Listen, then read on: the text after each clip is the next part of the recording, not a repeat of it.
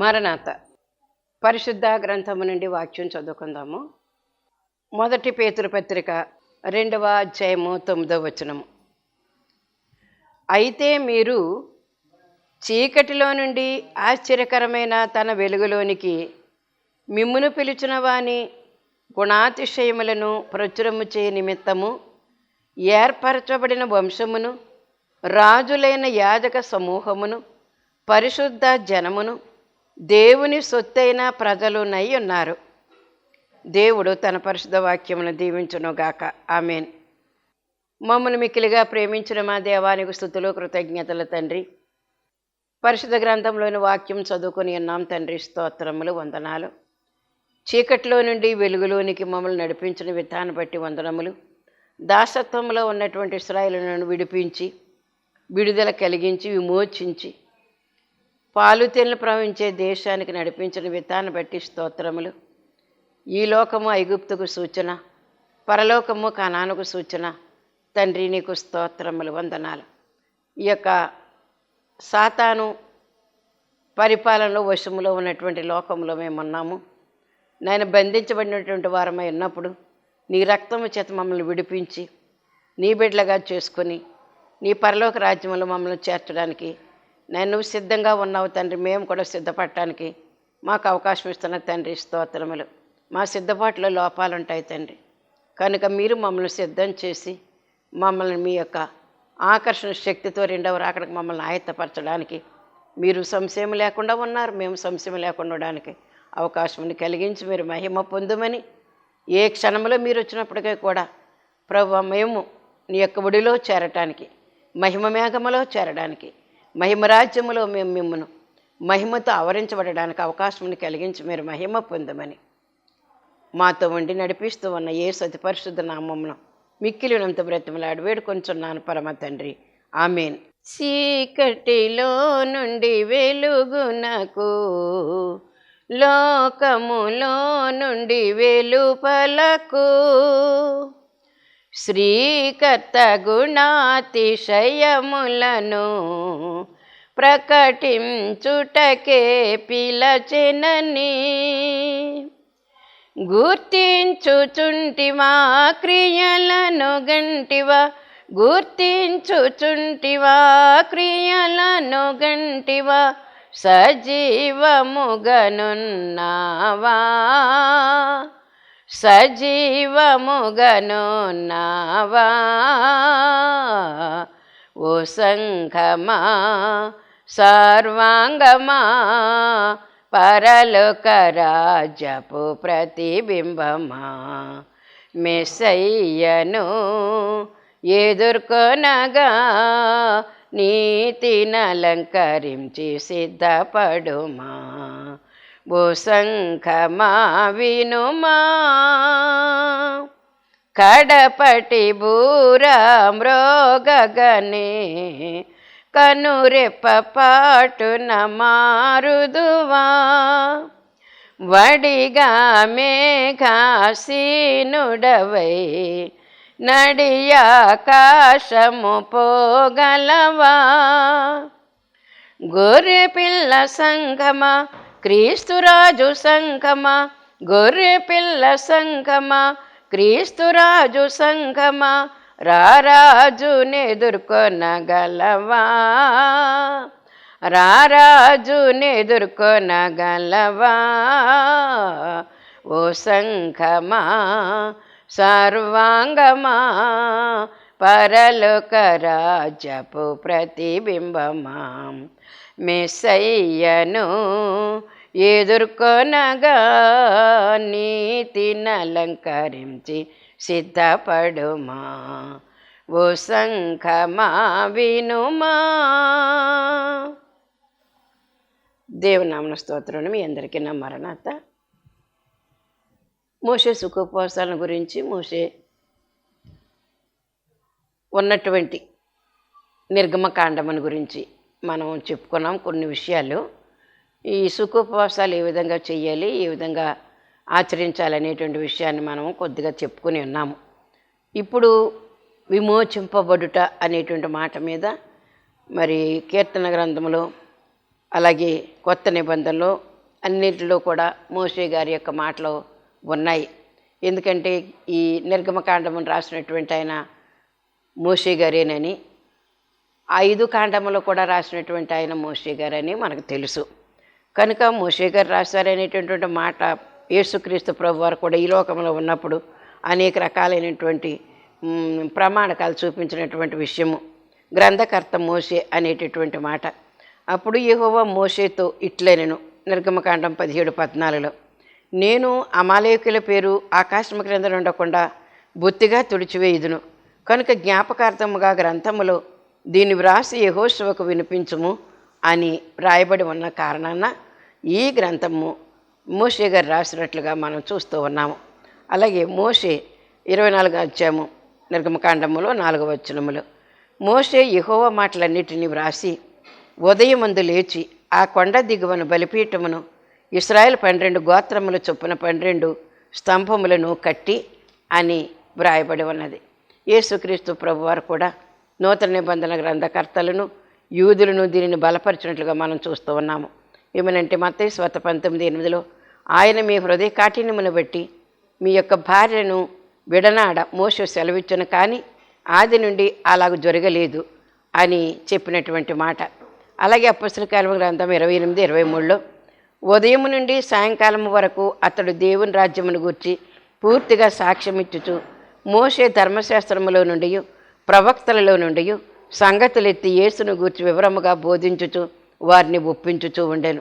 ఇక్కడ కూడా మనం చూసినట్లయితే పౌలు గారు కూడా మోషే ధర్మశాస్త్రములో నుంచి అలాగే ప్రవక్తల యొక్క మాటల గురించి మనము ఈయన రాసినట్లుగా ప్రవక్తల మాటలు, మోషే గారి మాటలు, మోషే ధర్మశాస్త్రము అని రాయబడినటువంటి మాటలను బట్టి మోషే గారే రాసినట్లుగా మనము దీన్ని రుజువు చేయగలుగుతున్నాము.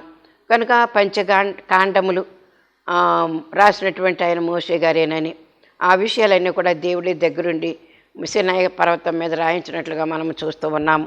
కనుక 2వ కొరింథీ పత్రిక 3:15 కూడా ఒక మాట ఉంది. ఏమనంటే నేటి వరకు మోషే గ్రంథము వారు చదువునప్పుడెల్లా ముసుగు వారి హృదయముల మీద ఉన్నది అనే మాట మనం చూస్తూ ఉన్నాం. మోషే గ్రంథము అన్నారు. మోషే గ్రంథాన్ని నిత్యము చదువుతారని. ఎందుకంటే గ్రంథంలో అది నిబంధన గ్రంథము కనుక నిబంధనలో ఉన్నటువంటి విషయాలన్నీ కూడా వారు తెలుసుకునే నిమిత్తము, జ్ఞాపకం చేసుకునే నిమిత్తము అస్తమానం కూడా ధర్మశాస్త్రం చదువుతున్నారనేటటువంటి విషయాన్ని మనం చూస్తూ ఉన్నాం. అలాగే మోషే నిర్గమకాండాన్ని గ్రంథకాలము అన్నారు. అంటే ఇంచుమించు క్రీస్తు పూర్వములు 1480వ సంవత్సరము లేక 1430వ సంవత్సరం ఈ మధ్య కాలంలో ఈ యొక్క గ్రంథము రాయబడినది అనేటటువంటి మాట మనము తెలుసుకోవాల్సినటువంటి వారమైనాం. అలా జ్ఞాపకం చేసుకోవాల్సినటువంటి వారమైనాం. కనుక ఈ యొక్క గ్రంథ చరిత్ర ఎక్కడి నుంచి ఎక్కడికంటే ఆది కాండము నిర్గమకాండముల మధ్య ఇంచుమించు 3.5 శతాబ్దాలు గడిచాయి అని మనము తెలుసుకోవాల్సినటువంటి వారమైనాం.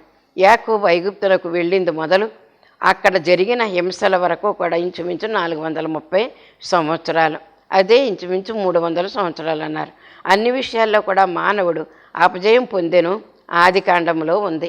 ఆది కాండంలో అపజయం తినొద్దన్న పండు తినడము, అతను కాపలా కాయవలసినటువంటి ఏదైనా తోటను విడిచిపెట్టి బయటకు వచ్చి బంజరు భూములన్నీ కూడా సాగు చేసి పంట పండించుకోవడము, చెమటూర్చి కష్టపడి తన యొక్క కుటుంబాన్ని పోషించుకోవడానికి ఉన్నటువంటి పరిస్థితులన్నీ కూడా పోగొట్టుకున్నటువంటి ఆశీర్వాదం, పోగొట్టుకున్నటువంటి మహిమ, పోగొట్టుకున్నటువంటి ఏదైనా తోటలో ఉండేటువంటి నివాసము అన్నీ కూడా పోగొట్టుకున్నటువంటి మానవుడైనటువంటి ఆదాము. అందుకే అపజయ గ్రంథము అన్నారు. అలాగే పాపి అయిన మానవుడు రక్షణార్థమై దేవుడు వాని ఇట్లా కృప చూపి వారిని విమోచించిన కాండము నిర్గమకాండము విమోచించింది. పాపి అయినటువంటి మానవుడు, ఆ మానవుడికి విమోచన కలిగింది, రక్తము ద్వారా విమోచన కలిగింది అనేటువంటి మాట. కనుక మనం చూస్తే ఆది కాండము అంధకారముతో ప్రారంభించి అలాగే మహిమతో అంతమొందుతూ ఉన్నది అనేటువంటి మాట మనము అర్థం చేసుకోవాల్సినటువంటి వారమైనాం. కనుక ఇక్కడ మనం చూసినట్లయితే పితరులు, ఆది పితరులు అనేటువంటి మాట చాలాసార్లు మనం చెప్పుకున్నటువంటి మాటే విన్నాము. అయితే ఈ గ్రంథం యొక్క ఉద్దేశం ఏంటంటే ఐగుప్తు దాస్యం నుండి ఇశ్రాయేలీయులను దేవుడు విడిపించుట, అట్టి జన్మతో దేవునికి గల క్రొత్త సంబంధమును తేటగా చెప్పేటువంటి మాటే ఈ యొక్క గ్రంథం యొక్క ఉద్దేశమైనది అని అర్థం చేసుకోవాలి. కనుక ఇక్కడ మనం చూసినట్లయితే నిర్గమకాండమునకు ఇశ్రాయేలీయుల శ్రమల గ్రంథము అనేటువంటి మాట కూడా ఉంది. ఇశ్రాయేలీల శ్రమల గ్రంథం ఇది నిర్గమకాండము. అలాగే శ్రమలు ఉన్నాయి, విమోచించబడేటటువంటి పరిస్థితి విమోచన గ్రంథము. అలాగే మరి నిర్గమకాండములో ఎన్నో అద్భుతాలు జరిగాయి. అందుకని అద్భుతముల గ్రంథము అని కూడా మనము దీని గురించి చెప్పుకోవలసినటువంటి వారమై ఉన్నాం. అద్భుతముల గ్రంథము. ఇంకోటి ఏంటంటే ఆజ్ఞలు, విధులు, కట్టడలు ఈ యొక్క నిర్గమకాండంలోనే తెలియచేశాడు దేవుడు. కాబట్టి మోషే రాసినటువంటి ఈ గ్రంథానికి ఆజ్ఞల గ్రంథం అని కూడా పేరున్నది. అలాగే మరి మోషే రాసినటువంటి గ్రంథాలలో 5 గ్రంథాలలో 2వ గ్రంథమైనటువంటి నిర్గమకాండము. కనుక ఈ నిర్గమకాండంలో 40 అధ్యాయాలు ఉంటాయని చెప్పుకున్నాము. 1213 వచనాలు కూడా ఉంటాయని మనము అర్థం చేసుకోవాలి, జ్ఞాపకం చేసుకోవాల్సినటువంటి వారమై ఉన్నాం. కనుక ఇక్కడ మనం చూసినట్లయితే పితరులు అనేటటువంటి మాట, పితరులు ఆది పితరులు. పితరులేమో అబ్రహాము, ఇస్సాకు, యాకోబు. యాకోబులో నుంచి 12 మంది సంతానం వచ్చారు. వారేమో గోత్రకర్తలు అయ్యున్నారు. కనుక 12 మంది గోత్రకర్తలు. కనుక పితరులు అనేటువంటి వారేమో అబ్రహాం, ఇస్సాకు, యాకోబులు. ఆది పితరులు ఉన్నారంటే వీరికంటే కూడా ముందున్నటువంటి వారు ఎవరంటే ఆదాము, హనోకు, నోవహు. వీరు ఆది పితరులు అయి ఉన్నారు. కనుక ఈ యొక్క పితరులు మరి 12 మంది మరి సంతానము యాకోబుకి. అందులో నుంచే గోత్రాల నుంచి ఇప్పుడు భూమి మీద ప్రపంచంలో ఉండేటటువంటి ఈ యొక్క గోత్రకర్తల నుంచి వచ్చినటువంటి ప్రజలేనని మనము అర్థం చేసుకోవాల్సినటువంటి వారమైన. కనుక మరి ఇక్కడ మనం చూసినట్లయితే రూబేను మొట్టమొదటి వాడు. ఎందుకంటే ఇస్సాకు అంటే యాకోబుకు 12 మంది సంతానం అనుకున్నాం కదా. ఈ 12 మంది 12 గోత్రాలు కదా. యాకోబుకు భార్యలు 2, లేయా ఒక భార్య. అలాగే రెండవసారి పెళ్లి చేసుకున్నటువంటి రాహేలు. వీళ్ళిద్దరు కూడా అక్క చెల్లెళ్ళే. లేయాను ముందు చేశాడు అతను వాళ్ళ మామగారు. అలాగే మరి ప్రేమించినటువంటి రాహేల్ని తర్వాత చేసినట్లుగా మనము చూస్తూ ఉన్నాము. కనుక ఇక్కడ మనం చూసినట్లయితే దేవుని యొక్క మహాకృపను బట్టి ఈ 12 గోత్రాలు కూడా ఎలాగొచ్చారంటే యాకోబుకు లేయా వలన కలిగినటువంటి కుమారులు 6 కుమారులు వచ్చారు. ముందు 4 కుమారులు, తర్వాత పుత్రదాత వృక్ష పళ్ళు తిన్న తర్వాత 2 కుమారులు కలిగినట్లుగా మనం ఇక్కడ చూస్తూ ఉన్నాము. అలాగే లేయాకు కలిగినటువంటి 4 బట్టి ఆదికాండము 30వ అధ్యాయం 21వ వచనంలో ఉంటుంది. ఇది 4 కుమారుల తర్వాత ఒక దేనా అనేటువంటి కుమార్తె, ఆ తర్వాత మిగిలిన 2 కుమారులు కూడా పుట్టారు. ఈ పుట్టినప్పుడల్లా కూడా మరి ఆ యొక్క లేయా గారు, రాహేల్ గారు వీళ్ళందరూ దాసీలు పుట్టినటువంటి ఆ పిల్లలు కూడా దేవుని యొక్క వాగ్దానం ద్వారాగానే సమస్తము జరిగింది. అయితే మరి వారు ఆ పిల్లల పుట్టినప్పుడల్లా ఒక రకమైనటువంటి ఒక పేరును వారు నమోదు చేసుకున్నారు. అది ఆ బిడ్డ యొక్క పుట్టుకకు సంబంధించినటువంటి ఒక చరిత్ర తెలియజేసేటటువంటి స్టోరీ వారి యొక్క పుట్టుకకు ఉన్నదని మనం అర్థం చేసుకోవాలి. అందుకే మొట్టమొదట లేయాకు మరియు రూబేన్ అనేటువంటి కుమారుడు పుట్టాడు. ఆదికాండం 29:32.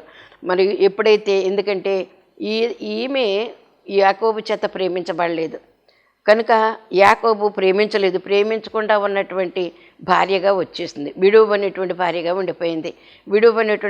ఉండిపోయింది కాబట్టి ఈమె రూబేనుని ఎప్పుడైతే కనిన తర్వాత ఏమందంటే నా శ్రమను చూచాడు నా దేవుడు నా శ్రమను చూచాడు. కనుక ఈ రోజున కూడా మరి లోకస్తులు మనల్ని వెలివేసినట్లుగా ఉంటే అయిన వాళ్ళందరూ కూడా మనతో మాట్లాడకుండా మనతో మరి నిలవకుండా ఉండేటటువంటి పరిస్థితులు ఎప్పుడైతే వస్తాయో, ఒంటరి వాళ్ళని చేసేటువంటి పరిస్థితులు ఎప్పుడైతే వస్తాయో దేవుడికి దగ్గర అవుతాం మనం.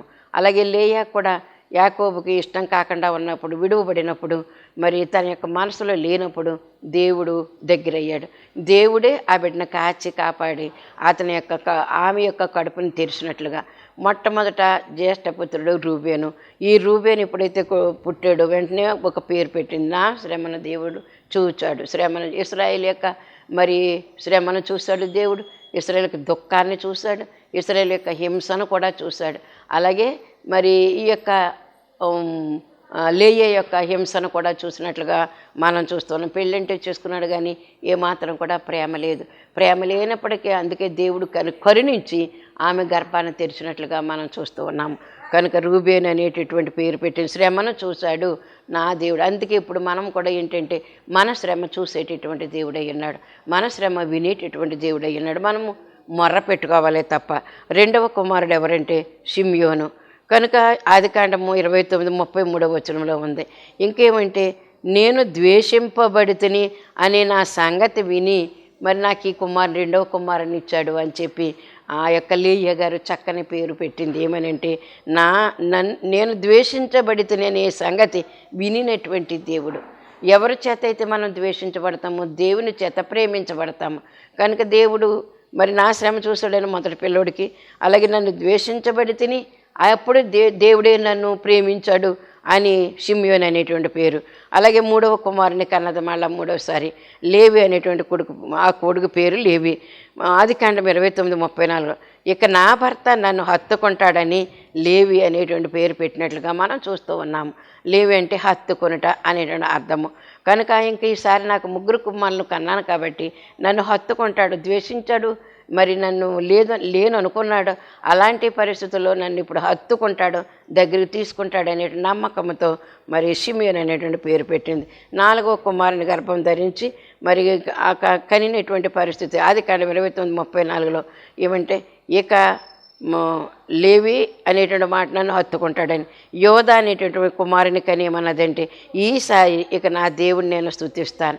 ఇంతవరకు దేవుడిని స్తుతించలేదు, కానీ 4వ కుమారుడు ఎప్పుడైతే పుట్టాడో అప్పుడు యోధ అని పేరు పెట్టి నా దేవుడిని ఇప్పుడు నేను స్తుతిస్తాను. ఇంతవరకు మరి అతని కోసమే నేను పాకులాడాను, ప్రేమించకపోయినా ప్రేమిస్తాడని, హత్తుకోకపోయినా హత్తుకుంటాడని, ద్వేషించేవాడు నన్ను ప్రేమిస్తాడని అనుకున్నాను. కానీ ఆ మనిషి యొక్క ప్రేమ కాదు నాకు కావాల్సింది, నా దేవుణ్ణి స్తుతిస్తే చాలు అనుకునేటటువంటి ఒక ఉద్దేశం కలిగించుకొని ఆమె ఏం చేసిందంటే ఈ యోధ అనేటువంటి పేరు పెట్టింది. యోధ, అందుకే యోధ గోత్రం నుంచి దేవుడు యేసుక్రీస్తు ప్రభువారు వచ్చినట్లుగా మనం చూస్తూ ఉన్నాం.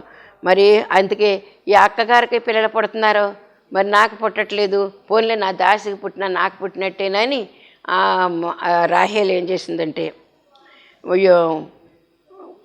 దాసిని ఇచ్చింది.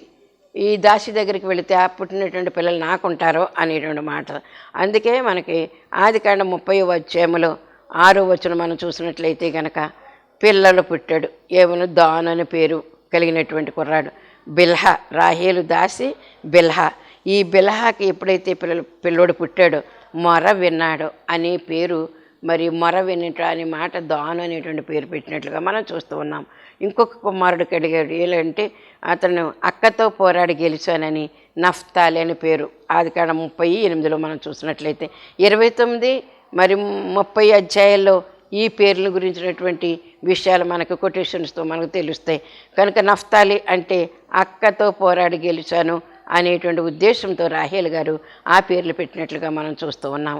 అలాగే మరి రాహేలు తన దాసికి ఇచ్చింది కాబట్టి ఇప్పుడు నా దాసిని కూడా నీకు ఇస్తాను, మరి ఆమె వల్ల కూడా పిల్లలు కావాలి అని మరి మళ్ళీ ఏం చేస్తుందంటే లేయా దాసి జల్ప. ఈ జల్పానిచ్చి ఆమె దగ్గరికి వెళ్ళంటే ఆమె దగ్గరికి వెళ్ళాడు. వెళితే అప్పుడు ఏం జరిగిందంటే ఇది అదృష్టమే కదా అని మరి 7వ కుమారుడు పుట్టినట్లుగా మనం చూస్తూ ఉన్నాం. కనుక 7వ కుమారుడు గాదు. 30 ఆదికాండం 10. అందుకే ఇది అదృష్టమే కదా అని గాదు అని పేరు. గాదు అనగా అదృష్టము.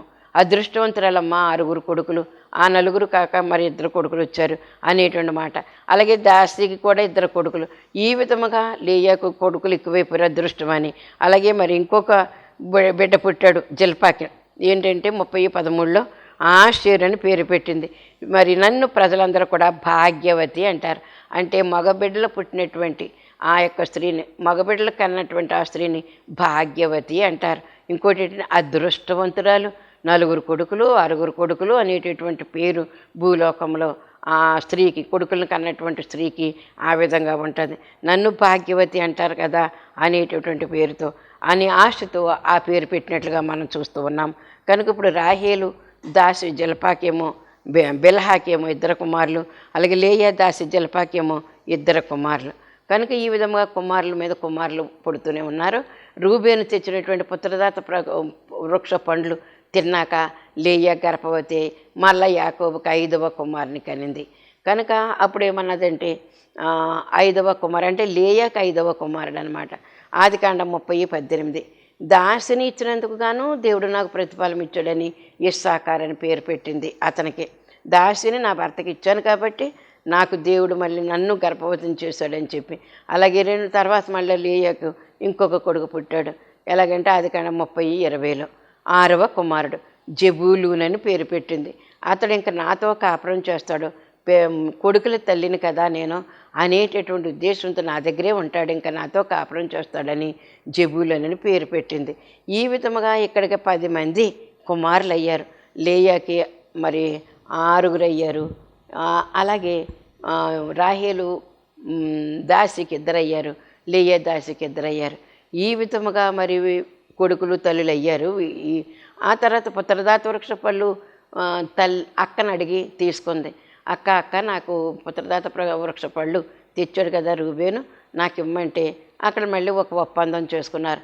ఈ రాత్రికి నీ భర్త నా దగ్గరికి పంపిస్తే కనుక, ఇద్దరు భర్తే అతడు, కాకపోతే ఇష్టమో చోట ఉంది కాబట్టి ఇష్టం కలిగినటువంటి ప్రదేశంలోనే అతడు ఉన్నాడు కాబట్టి అతను నా దగ్గరికి పంపించమంటే సరే అని పళ్ళు తను తీసుకుని భర్తను తన దగ్గరికి పంపించడానికి ఒప్పందం చేసుకున్నారు. అందుకు ఆమె కూడా ఏం చేసి పుత్రదాత వృక్ష పళ్ళు తిన్న తర్వాత ఆమె కూడా 30:24 యోసేపు అనేటువంటి కుమారుడు పుట్టాడు. యోసేపు అనేటువంటి కుమారుడు పుట్టిన తర్వాత నింద తొలగిపోయింది అంది. అంటే ఆ మీద ఏం నింద ఉంది? బిడ్డలేరనేటువంటి నింద, అలాగే గుడ్రాలనేటువంటి నింద మోస్తూ ఉంది. ఎంత ఉన్నతమైన స్థితిలో ఉంటే మాత్రము, మరి భర్త తనని ఎంత ప్రేమిస్తే మాత్రము కడుపు పండలేదు కాబట్టి గొడ్రాలు అయిపోయింది కాబట్టి నింద పడుతూనే ఉంది. కనుక నింద తొలగించారు అని యోసేపు అనేటువంటి పేరు పెట్టినట్లుగా మనం చూస్తూ ఉన్నాం. అలాగే ఆదికాండం 35:18 కూడా ఏంటంటే మళ్ళీ ఇంకొకసారి దేవుడు మరి రాహేలును దర్శించారు. మృతు పొందుతూ కన్నటువంటి బిడ్డ బెనోని అన్నది, చనిపోతూ ఆ బిడ్డని మరి బెనోని అనేటువంటి పేరు పెట్ట. బెనోని అంటేనే బెన్నమ్మి అంటేనే బెన్యామీను. కనుక 12వ కుమారుడు. ఈ విధముగా మరి బిడ్డలందరూ కూడా పుట్టారు. వీరే గోత్రకర్తలు అయ్యారు. ఈ బెనోని అంటే పాపం మనం చనిపోతూ పుట్టింది బెనోని అని పేరు పెట్టింది, అందుకే దుఃఖపుత్రుడు. బెనోని అంటేనేమో దుఃఖపుత్రుడు, బెన్యామీను అంటేనేమో కుడి చేతి పుత్రుడు. ఈ 2 పేర్లకి ఎంత తేడా ఉందో చూడండి. రాహేలు పెట్టినటువంటి పేరు ఏంటంటే బెనోని, ఎందుకంటే తన ప్రాణం పోతూ ఉండగా బిడ్డ పుట్టాడు కాబట్టి. కనుక అతడు దుఃఖపుత్రుడు. నాకు దుఃఖాన్నే బిడ్డలు కావాలనుకున్నాను, కానీ బిడ్డలు పుట్టారు కానీ నాకు దుఃఖమే కలిగింది తప్ప దుఃఖమేమి కలగలేదని. ఇక్కడ మనం ఆలోచన చేయవలసింది ఏంటంటే దేవుని దృష్టిలో ఇష్టలైనటువంటి వారికే దేవుని యొక్క దీవెనలు ఎక్కువగా కనిపిస్తూ ఉంటాయి. మనుషుల దృష్టిలో ఉన్నటువంటి వారికి దేవుని దీవెనలు తక్కువగానూ ఉంటాయి, అసలు లేకుండానూ పోతాయి. కనుక దేవుని దృష్టిలో మనం ఇష్టలుగా ఉండేటటువంటి పరిస్థితులు మనం నెలకొల్పుకోవాలి. దేవుని దృష్టికే మనం ఇష్టమైనటువంటి వారమై ఉండాలి. దేవుడికి మనం ఇష్టమైతే కనుక దేవుడు ఏమైనా చేయగలుగుతాడు మనకి. అందుకే దేవునికి ఇష్టమైనటువంటి బిడ్డలుగా మనం ఉండాలని దేవుడు మనకు తెలియ. ఈ లోకపు ప్రేమలు కాదు. ఇప్పుడు ఇక్కడ చూసినట్లయితే మరి రాహేలుని ఎంతగానో ప్రేమించాడు, కానీ అయితే తనకి సంతానం లేకపోవడాన్ని బట్టి ఎంత దుఃఖించిందో. అందుకే దేవుని యొక్క ఏర్పాటులో లేయా ఉన్నది, ఏర్పాటులో లేనటువంటి రాహేలు. దేవుని దృష్టిలో ఉన్నటువంటి లేయ ఎలాగుందో మనం కూడా దేవుని దృష్టిలో ఉండాలి. అలాగే యూదులైనటువంటి వారు కూడా దేవుని దృష్టిలో ఉన్నప్పుడు కూడా వారు యేసుక్రీస్తు ప్రభు వారు నిజమైన దేవుడని, అసలు దేవుడే యేసుప్రభుగా ఈ లోకానికి వచ్చాడనేటువంటి మాట నమ్మలేదు కనుక వారు యూదులు పోగొట్టుకున్నారు. ఆ యూదులైనటువంటి వారు దీవెన పోగొట్టుకున్నారు. అందుకే అన్య జనాంగాలకు వచ్చింది. కనుక దేవుని దృష్టిలో ఇష్టంగా ఉండేటటువంటి ప్రయత్నాలు మనము చెయ్యాలని దేవుడు మనకి ఈ రోజున తెలియజేస్తూ ఉన్నారు. 12 మంది 12 గోత్రాల వారు. వీరిని ఇశ్రాయేలీలు అన్నారు, హెబ్రీలు అన్నారు. హెబ్రీలు అన్నారు, ఇశ్రాయేలీలు అన్నారు. అలాగే మరి కొంతకాలం అయ్యేసరికి యూదులను కూడా అన్నారు. కనుక ఇశ్రాయేలీలే, యూదులు, హెబ్రీలు. ఈ పేర్లు కొన్ని పేర్లను బట్టి వీరికి పేర్లు వచ్చాయి. ఎబెర్ అనేటువంటి పదము నుంచి హెబ్రీలు వచ్చారు, ఎబెర్. కనుక హెబ్రీలు అనేటువంటి మాట మనము జ్ఞాపకం చేసుకోవాల్సినటువంటి వారమైన. అలాగే అబ్రహాము నుంచి పుట్టినటువంటి పిల్లల దగ్గర నుంచి కూడా ఇశ్రాయేలీలు అనే పేరు ఏర్పాటైనట్లుగా మనం జ్ఞాపకం చేసుకోవాలి. అలాగే ఈజిప్ట్ నుంచి అంటే ఐగుప్తు నుంచి బయలుదేరి వచ్చి కనానులో స్థిరపడిన తర్వాత ఇశ్రాయేలుగా వారి యొక్క పేరు చరిత్రలో నిలిచిపోయింది. కనుక ఇశ్రాయేలీలు. ఆ విధంగానే మనము ఇప్పుడు 12 మంది 12 గోత్రకర్తలుగా మనము వీరిని గురించి ఒక మాట మనం చెప్పుకున్నాం. కనుక పితరులు మరి మనం జ్ఞాపకం చేసుకోవాల్సింది ఏంటంటే పితరులు అనగానే అబ్రహాము, ఇస్సాకు, యాకోబు. ఆది పితరులు అనగానే ఆదాము, హనోకు, నోవహు. కనుక ఈ ముగ్గురు ఆది పితరులు. ఆది అంటే ముందు మొట్టమొదట ఉన్నటువంటి పితరులు అనమాట. కనుక ఇప్పుడు ఈ యొక్క పితరులోంచి వచ్చినటువంటి వారే 12 మంది. 12 మంది గోత్రకర్తలని మనం తెలుసుకుంటూ ఉన్నాము. కానీ ఇక్కడ మనం చూసినట్లయితే కనుక 12 గోత్రాల వారు ఈనాటి వరకు కూడా ఇశ్రాయేలీలుగా చలామణి అవుతూ ఉన్నారు. ఇశ్రాయేలు జనాంగము, ఇశ్రాయేలు జనాంగం ఇంకా దేవుని యేసుప్రభు ఈ లోకానికి వచ్చి నమ్మకుండా ఉండేటువంటి వారు చాలామంది ఉన్నారు. ఇంకా చాలామంది యేసుప్రభు నమ్ముకుని యేసుప్రభు కొరకు ప్రాణం పెట్టేటువంటి యూదులు కూడా ఉన్నారు. కనుక యేసుప్రభు నిజమైంది. మరి అంబాజీపేట మిషనరీస్ వచ్చారు, ఆవిడ యూదురాలు అని చెప్తారు. ఎవరంటే ఆవిడ పేరు పెద్ద మిస్సమ్మ గారు అంటారు, డాక్టర్ అమ్మగారు ఆవిడ. ఆవిడ గురించినటువంటి లేజరమ్మ గారు, ఆవిడ మరి యూదురాలు అయ్యుండి యేసుప్రభుని తెలుసుకుని ఆమె ఎంతో పెద్ద డాక్టర్ చదివి యేసుప్రభుని గురించి తెలియనటువంటి ప్రదేశాలకు వెళ్ళి నేను యేసుప్రభు సేవ చెయ్యాలని సంకల్పంతో ఆ బిడ్డ ఈ ప్రదేశానికి వచ్చి ఎన్ని శ్రమలో పడినట్లుగా మనం చూస్తూ ఉన్నాం. ఆమె అలాంటి మిషనరీస్ చాలామంది ఈ ప్రదేశానికి వచ్చి ఇండియా దేశానికి వచ్చి ఎంతెంతో శ్రమలు పడి ప్రభు యొక్క సువార్త ప్రకటన చేశారు. వారి ప్రాణాలు లెక్క చేయలేదు. ప్రాణం పోయినా పర్వాలేదు, సువార్త లేని ప్రదేశాల్లో నేను సువార్త ప్రకటించి యేసు ప్రభు నిజమైన దేవుడని తెలియచేయలేనటువంటి ఒక దృక్పథంతో వారి లోకానికి వచ్చినట్లుగా ఈ ప్రదేశాలకు వచ్చినట్లుగా మనం తెలుసుకోవాల్సినటువంటి వారమైనాం. కనుక ఇక్కడ మనం చూసినట్లయితే అందుకే చీకట్లో ఉన్నటువంటి వారంతా కూడా వెలుగులోనికి తీసుకురావడానికి. చీకటి అంటే ఏంటి? ఎవరైతే యేసు ప్రభుని ఎరగరో వారి యొక్క చీకటి బ్రతికే ఇంకా బ్రతికంతా కూడా ఎందుకు వెలుగై లోకానికి వచ్చానని చెప్పినటువంటి యేసుక్రీస్తు ప్రభు వారు, నేను లోకానికి వెలుగుగా వచ్చాను, మీరు కూడా లోకానికి వెలుగుగా ఉండండి, నన్ను నమ్ముకుని నాలో ఉండి మీరు కూడా మరి లోకానికి వెలుగుగా ఉండండి అని చెప్పినటువంటి మాట. కనుక మనం ఇక్కడ ఆలోచించి చూసినట్లయితే కనుక చీకటిలో నుంచి వెలుగులోనికి, అలాగే మరణములో నుంచి జీవములోనికి, అజ్ఞానములో నుంచి జ్ఞానంలోనికి. నిజమే, దేవుడు యేసుప్రభు జ్ఞానమై ఉన్నారు. యేసుప్రభు జ్ఞానమై ఉన్నారు కనుక ఆయన నమ్ముకుంటే కనుక మనకు జ్ఞానం కలుగుతుంది. అన్నమ్మ గారు అస్తమాని అంటూనే ఉండేవారు, నేను దేవుళ్ళలోనికి వచ్చాక నాకు ఈ జ్ఞానం వచ్చింది, అంతక్రితం నాకు లోక జ్ఞానం ఏం తెలియదు, అసలు ఏంటో తెలియదు, తూర్పుంటే పడమరేంటో నాకు తెలియదు, యేసుప్రభులోనికి వచ్చిన తర్వాత నాకు ఈ తెలివితేటలు వచ్చాయని చెప్పేవారు. ప్రభు నీకు వందనములు, స్తుతులు, కృతజ్ఞతలు తండ్రి.